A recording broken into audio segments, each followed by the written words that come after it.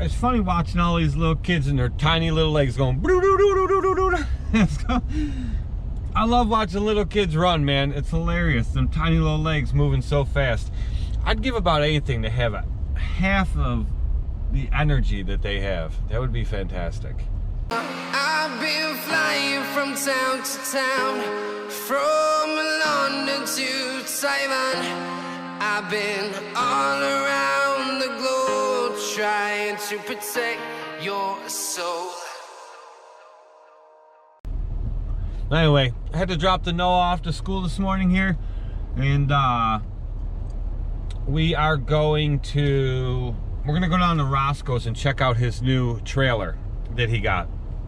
And I believe his new mower is supposed to be in today, and we are supposed to go get that too. There's no guarantee it'll be here today, but I think it is supposed to be here according to what he told me yesterday.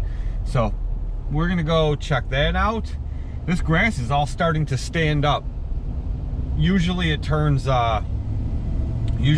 brown and lays down completely flat like a rug in the winter times in my area, and then it doesn't start standing up to about April. Today is, man, I had the hiccups this morning.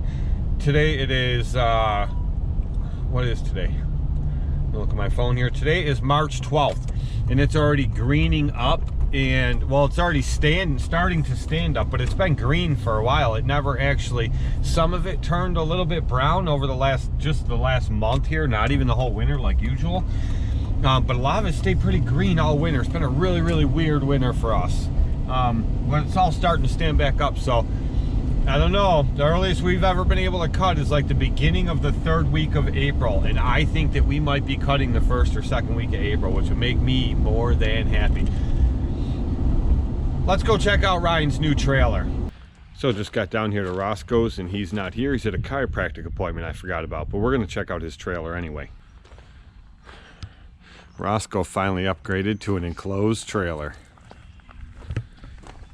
Dual axle. Gate in the back. Looks like it's kind of coming out right there a little bit. A little bit of work there, no big deal. Clean up some spots along here. It's rusted. And clean that up and paint it. The seal's coming out, he's got to fix that. The hinge there. This fender's smashed right in.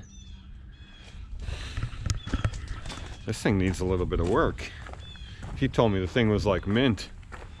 No, he did say he needed a little bit of work, but let's see if we can check out the inside, unless he locked it. Nope, it's unlocked.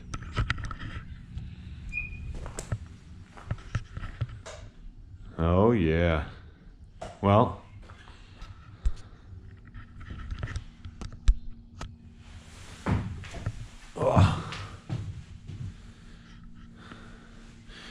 well, it doesn't look any bigger than mine. That's weird. He's got one spring up here. Mine has two. My door's got a spring on each side of this coupler. I don't know if he's supposed to have another one there or not, but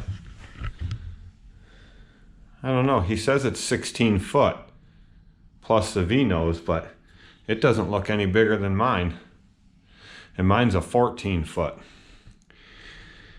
I know when we went and looked at new trailers, he was talking about he wanted a trailer that was wider and not one of the thinner enclosed trailers. This is definitely a thinner one like mine. His mowers are, well, he has the Exmark 36, he has the Tiger Cat 52, and he has his ZK 61. And the new mower he just ordered is also a 61. I think he's going to regret having a trailer this narrow. I know that if I was running 61-inch mowers, I'd have never bought the enclosed I bought, because it's pretty thin. And when you get a 61 in it, you can't walk around it. The other problem is, once you start hanging all your trimmers, blowers, and everything off the walls, it makes it even more narrow. So, I mean, the top of the mower isn't 61, but it makes it a lot more narrow to try to get stuff off the walls. You got to leave all the mowers outside the trailer, come in, get your trimmers, go out, do what you got to do, get your blower, do what you got to do, put it all back, then put the mowers in. See, I don't have that problem with mine, with my 52s or even with the Walker B56, because it's such a low profile that I can put the mowers in and still walk around them and get to whatever I need to. He's going to find that that's going to be a problem. Okay, so that was Ryan's trailer, and turns out now he can't get his mower till like Monday. So that's not going to be in this video, obviously. But we have the grandstand in here, and we have the right in here. I need to leave the right here in case there's some miracle somebody wants to buy it, and they come to look at it, it'll already be up here. But I have to go get the aerator from out back and get it up here and make sure it's ready to go, because I have a few lawns that I have to plug aerate and overseed right in the beginning of the season, so all the good rains that we get in the spring will help to make that grass grow. If you know anything about growing grass, it'll grow 10 times faster with natural rain than it will by watering it from a garden hose. So anyway, we need to get that aerator up here because I need to get the new seat put on it. I don't even know what I did with it. Oh, it's down there. Down there is the new seat that has to go on it. I need to get the thing greased up. I want to change the oil in it again and make sure it's ready to go. But we need to get it up here in the garage. So the Toro's going to have to go out back, and we'll have to bring the aerator up here.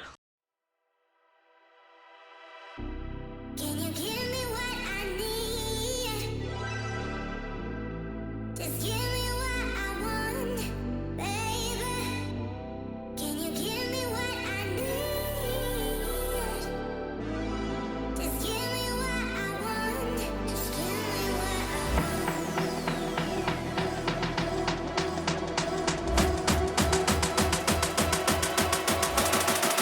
Give me what I'm looking for.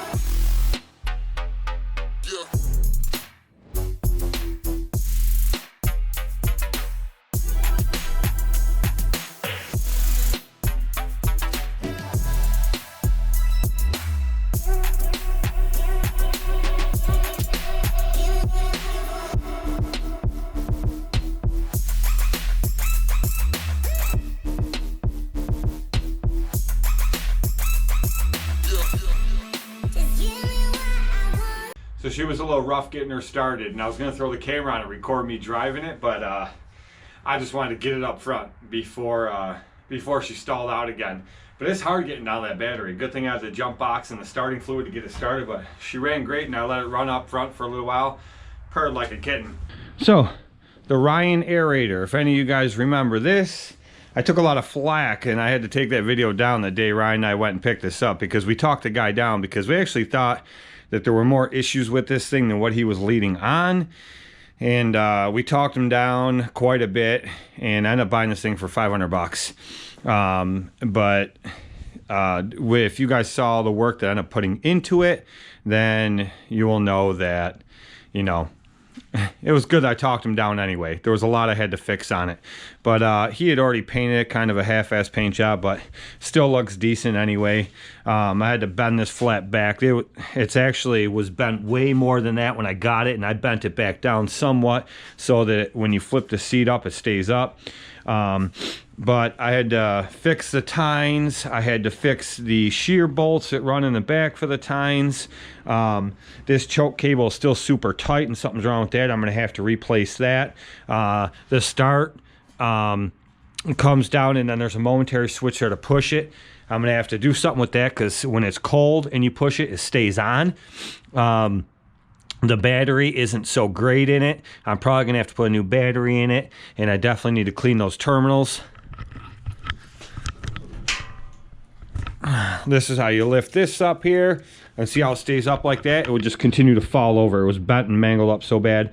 You guys saw before, I put all new fuel lines on, new fuel filter. I put a new carburetor on it. I redid the intake gaskets on it, new plugs on it. I changed the oil once. I'm gonna have to change it again. I had to drain that tank. There was crap in the tank. But it's still, the whole thing needs greased. I need to put the new seat on like I explained before. You see this seat is just destroyed. So I put the new seat on it, and But that's the last thing I do. I gotta change the oil in it one more time, and then I'm gonna put the new seat on it. I'm going to grease the entire thing. I'm gonna pull all the connections off, clean them up, and then put them back on with dielectric grease so they're good to go. And a few little things. But anyway, that's gonna be over the next few days, or maybe over the next week. I got a lot of stuff going on right now, so I don't know that I'll have time. But I'll probably get started on it tomorrow. But I just wanted to bring you guys along and show you this today. This is what's coming next. This is what videos are going to be coming up next now that I have this up here, and that's what I need to take care of. And then I'm definitely going to make a bunch of videos using this because there aren't that many out there, and the ones that are out there, I don't know, they're subpar as far as I'm concerned. So I'm going to put some videos out using this thing. We're going to see how well it does. I know right before I put it away, I tried aerating parts of my lawn, and it did phenomenal once I fixed that shear bolt issue that I was having with it. So I'm excited to use it. I'm excited to get going with this thing. I think it's going to be a huge money maker. I think it's really going to help me. And once I get it going, just a few little things I have to do with it this spring, as far as a few customers' lawns I have to plug. Usually we do aerations in the fall, but I got a bunch I got to do, to aerate them so that I can overseed them and fertilize them. That way the natural spring rains will hit it and help it to grow. So we're going to get this done over the next couple of days. Watch for those videos. As always, guys, you don't have to do it my way, or you don't even have to do anything I show in my videos. It's up to you. Take it for what you want, but here it is, and I will continue to show it.